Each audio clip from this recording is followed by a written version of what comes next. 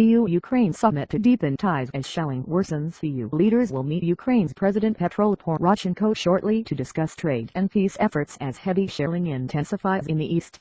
EU Commission President Jean-Claude Juncker and European Council President Donald Tusk will be at the Kiev talks.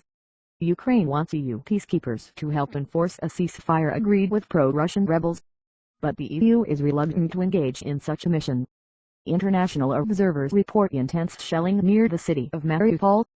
On Sunday, tank and mortar rounds pounded Shyrokyne, a village held by government forces near Mariupol, a strategic government-held port city.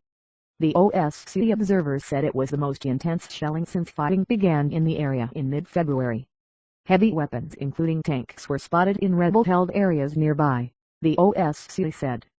Such weapons were supposed to have been pulled back under the truce agreed in February.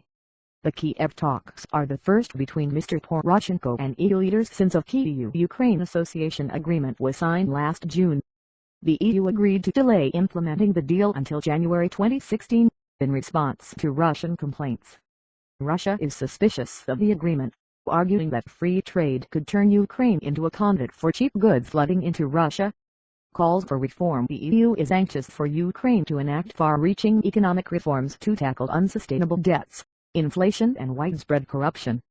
Reform of the heavily subsidized energy sector is a priority, BBC economics expert Andrew Walker says, as energy inefficiencies are a big drain on the national budget. But peace and stability are the short-term priorities for Ukraine, he says. The heavily armed rebels refuse to recognize Kiev's authority and the West accuses Russia of arming them and sending in regular soldiers. Russia denies that, insisting that any Russians on the rebel side are volunteers.